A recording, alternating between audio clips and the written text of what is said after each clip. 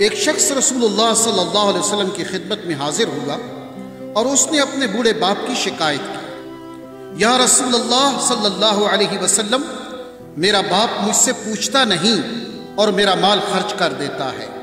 آپ صلی اللہ علیہ وسلم نے اس کے باپ کو بلوایا۔ جب اس کو پتہ چلا کہ میرے بیٹے نے رسول اللہ صلی اللہ علیہ وسلم سے میری شکایت کی ہے تو وہ دل میں رنجیدہ ہوا اور انتہائی دکھی ہوا، اور اسی کیفیت میں رسول اللہ صلی اللہ علیہ وسلم کی بارگاہ میں حاضری کے لیے چل پڑا۔ چونکہ عرب کی گھٹی میں شاعری تھی تو راستے میں دل میں کچھ اشعار پڑھتے ہوئے پہنچا۔ ادھر دربار رسالت مآب صلی اللہ علیہ وسلم میں پہنچنے سے پہلے سیدنا جبریل علیہ السلام آپ صلی اللہ علیہ وسلم کی خدمت میں حاضر ہوئے اور عرض کیا، یا رسول اللہ صلی اللہ علیہ وسلم، اللہ تعالیٰ نے فرمایا ہے کہ اس کا معاملہ بعد میں سنیے گا، پہلے اس سے وہ اشعار سنیں جو یہ دل میں کہتا ہوا آ رہا تھا۔ جب وہ حاضر ہوا تو آپ صلی اللہ علیہ وسلم نے فرمایا، تمہارا معاملہ بعد میں سنا جائے گا، پہلے وہ اشعار سناؤ جو تم دل میں کہتے ہوئے آ رہے تھے۔ وہ آخر صحابی رسول تھا، یہ سن کر رونے لگا کہ جو اشعار ابھی میری زبان سے ادا بھی نہیں ہوئے اور میرے اپنے کانوں نے بھی نہیں سنے، آپ صلی اللہ علیہ وسلم کے رب نے وہ بھی سن لیے اور آپ صلی اللہ علیہ وسلم کو بھی بتا دیا۔ آپ نے ارشاد فرمایا، وہ کیا اشعار تھے، ہمیں بھی سناؤ۔ اس صحابی نے اشعار پڑھنا شروع کیے جنہیں سن کر پتہ چلتا ہے کہ وہ کس قدر جذباتی کیفیت اور دکھی دل کے ساتھ دل میں ادا کیے ہیں۔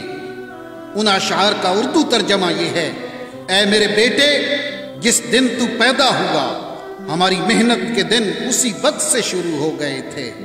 تم روتے تھے تو ہم سو نہیں سکتے تھے، تم کھاتے نہیں تھے تو ہم بھی کھا نہیں سکتے تھے، تم بیمار ہو جاتے تو تجھے اٹھا کر ہم مارے پھرتے تھے، کبھی کسی طبیب کے پاس تو کبھی کسی طبیب کے پاس کہ تجھے کچھ ہو نہ جائے، کہیں تم مر نہ جاؤ، حالانکہ موت الگ چیز ہے اور بیماری اور چیز ہے۔ پھر تمہیں گرمی سے بچانے کے لیے میں دن رات کام کرتا رہا کہ میرے بیٹے کو ٹھنڈی چھاؤں مل جائے، تجھے سردی سے بچانے کے لیے میں نے بھاری بھرکم پتھر اٹھائے کہ میرے بیٹے کو ٹھنڈ نہ لگے۔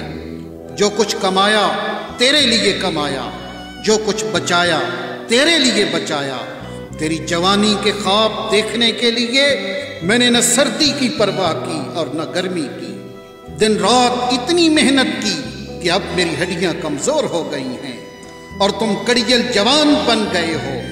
پھر مجھ پر خزاں نے ڈیرے ڈال دیے، لیکن تیرے اوپر بہار آ گئی، میں جھک گیا اور تم سیدھے ہو گئے۔ اب میری خواہش اور امید پوری ہوئی کہ تم ہرے بھرے ہو گئے ہو۔ سوچا کہ اب زندگی کی آخری سانسیں تیری چھاؤں میں بیٹھ کے گزاروں گا، مگر یہ کیا ہوگا کہ جوانی آتے ہی تیرے تیور بدل گئے، تیری آنکھیں ماتھے پہ چڑھ گئیں، تم اس لہجے میں بات کرتے ہو کہ میرا سینہ پھٹ جاتا ہے۔ اس انداز سے تو کوئی اپنے نوکر سے بھی بات نہیں کرتا۔ میں نے اپنی ساری امیدیں چھوڑ دیں اور سمجھ گیا کہ میں تیرا باپ نہیں، نوکر ہوں۔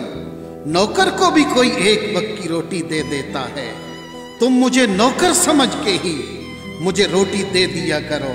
یہ اشعار سناتے سناتے بوڑھے باپ کی نظر جب رسول اللہ کے چہرے انور پہ پڑی تو دیکھا کہ آپ صلی اللہ علیہ وسلم اتنا روئے کہ آپ کی داڑھی مبارک تر ہو گئی۔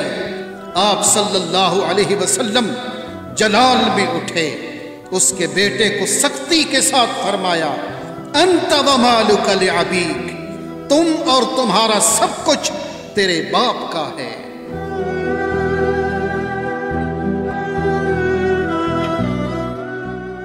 والدین کے ادب و احترام کا حکم اللہ رب العالمین نے دیا، وَقَضَىٰ رَبُّكَ أَلَّا تَعْبُدُوا إِلَّا إِيَّاهُ وبالوالدین احسانا، اور آپ کے رب نے حکم فرمایا ہے کہ تم اللہ کے سوا کسی کی عبادت مت کرو اور والدین کے ساتھ حسن سلوک کیا کرو۔ اما یبلغن عندک الکبر احدہما او کلاہما، اگر تمہارے سامنے دونوں میں سے کوئی ایک یا دونوں بڑھاپے کو پہنچ جائیں، فلا تقل لہما اف ولا تنہرہما، تو انہیں اف بھی نہ کہنا اور انہیں جھڑکنا بھی نہیں۔ وقل لہما قولا کریما، اور ان دونوں کے ساتھ بڑے ادب سے بات کیا کرو۔ واخفض لہما جناح الذل من الرحمہ، اور ان دونوں کے لیے نرم دلی سے عاجزی و انکساری کے بازو جھکائے رکھو۔